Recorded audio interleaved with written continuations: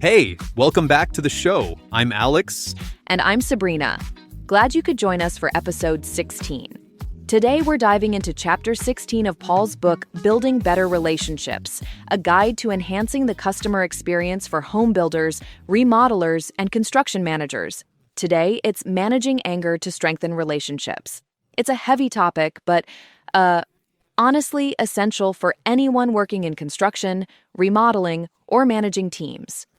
Yeah, anger shows up everywhere. Job sites, client meetings, text threads at midnight, you name it. Paul frames it as not just an emotion, but a risk to relationships if we don't handle it well. And he gives some really practical ways to shift from reactive to constructive. So let's unpack that slowly. Let's start at the beginning, why we get so angry in the first place. Paul points to what he calls should statements. You know those thoughts. They should have been on time. They shouldn't have done that. He should have told me. Those tiny sentences, they set us up for disappointment. Right. It's like our brain builds an expectation, and when reality doesn't match it, boom, we feel wronged. It's almost automatic. We translate unmet expectations into moral failures sometimes. Not just this didn't go as planned, but this person is irresponsible or this is an attack. And that's where things escalate fast. In construction, there are so many moving parts. Subcontractors, clients, weather, permits, lots of reasons things slip. But our shoulds skip over those possibilities. So Paul suggests pause. Question the shoulds. Yeah, simple, but not easy. He recommends labeling those statements as assumptions. Instead of, they should have, say to yourself, I'm assuming they should have. That tiny reframe opens up curiosity. It makes room to ask, why, instead of immediately blaming. Which leads into his exercise. Write down 3 possible reasons for the behavior you're frustrated with, even reasons that feel uncomfortable or unlikely. For example, someone missed a scheduled walkthrough. Your first list might be irresponsible, doesn't care, lazy. Then you challenge that with alternative reasons. Maybe they're dealing with a family emergency, maybe they're overwhelmed and don't know how to communicate, or maybe there was an unexpected site issue they couldn't resolve. I love that exercise. It forces you to stretch beyond the first judgment. And, when you actually do it, your emotional charge often drops. You start seeing the person as human, imperfect, not an enemy. Absolutely. And Paul is clear. This isn't about excusing bad behavior. It's about shifting from blame to understanding so you can respond effectively. You still hold people accountable, but from a less emotional place. Let's talk practical strategies Paul offers. First, pause before reacting. He suggests deep breaths, counting to 10. We've all done that, but it's powerful. A few seconds can prevent a message you'll regret or an in-person confrontation that spirals. And then, ask why, either to yourself or, better yet, to the other person. Ask with genuine curiosity, can you help me understand what happened? Not, why were you late? Which can sound accusatory, but I noticed we missed the deadline. Can you tell me what happened from your side? Yeah, softening the language matters. Paul also recommends I statements. Instead of you messed this up, try I feel frustrated when deadlines shift without notice because it impacts our schedule. It keeps the focus on the impact, not the person's character. And once you get into the conversation, focus on solutions instead of blame. Redirect the energy. What do we need to do next? What support do you need? Who needs to be informed? That problem-solving orientation changes the tone from attack to collaboration. Here's another one. Reflect on past successes. Paul says, remember times when you managed frustration well and what you learned. That helps you tap into competence instead of just emotion. You think, I've handled this before, this will be okay, and it steadies you. There's also the perspective-taking piece.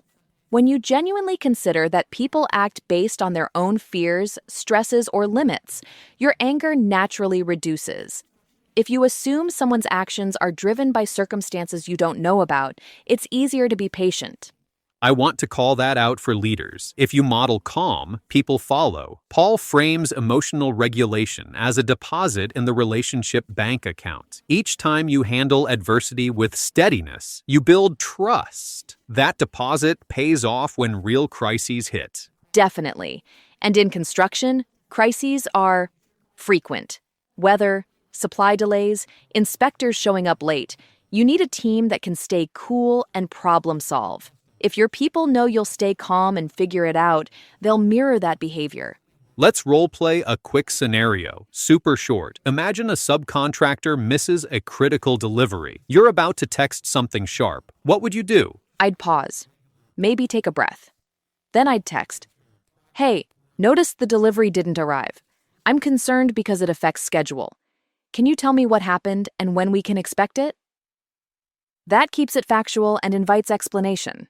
Perfect. You didn't assume malice, you invited info. And if the answer is, say, they'd been stuck in an accident, then you shift to support and rescheduling. If the answer is carelessness, then you still have the facts to discuss consequences without the drama. And if you need to have a tougher conversation about reliability, payment, or contract terms, Paul's advice still stands. Lead with curiosity, state the impact, discuss solutions, and set clear expectations moving forward.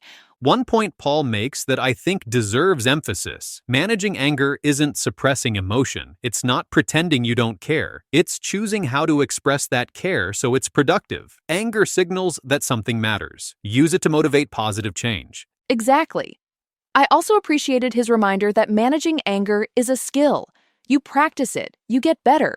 Start small, apply these techniques in low-risk situations, and build confidence. Another benefit Paul highlights is culture change. When leaders manage their emotions well, it spreads. Your team learns to handle setbacks without finger pointing. Over time, that creates a resilient culture where people collaborate under pressure. And resilience is huge for reputation too. Clients notice how you handle problems. If you're calm and solution-focused, they feel respected, even when things go wrong. That builds long-term relationships and referrals. Before we wrap, any quick pitfalls to watch for? Don't confuse empathy with tolerating toxic behavior. You can be curious and compassionate while enforcing boundaries. Also, avoid internalizing every mistake as a personal failure. Sometimes things truly go wrong because of systems, not people. Good point. And don't let should statements sit unchallenged. Catch them early. They'll fuel resentment if ignored. All right, final takeaway. Anger in construction is inevitable, but you can control your response. Question your shoulds, practice curiosity, use I statements, focus on solutions, and deposit calm into relationships. Over time, that becomes a competitive advantage. And one quick reminder for listeners. Remember, you can purchase your copy of the groundbreaking book, Building Better Relationships, a guide to enhancing the customer experience for home builders, remodelers, and construction managers by author Paul Schwinghammer on Amazon and Barnes & Noble in multiple formats. Thanks for listening. If this episode helped, tell a colleague or leave a review. We'll be back next time with more practical takeaways from Paul's book with our next episode entitled Listening Well, The Power of Truly Hearing Your Customers. I'm Alex. And I'm Sabrina. Take care out there. Breathe, ask why, and build better relationships. See you next episode.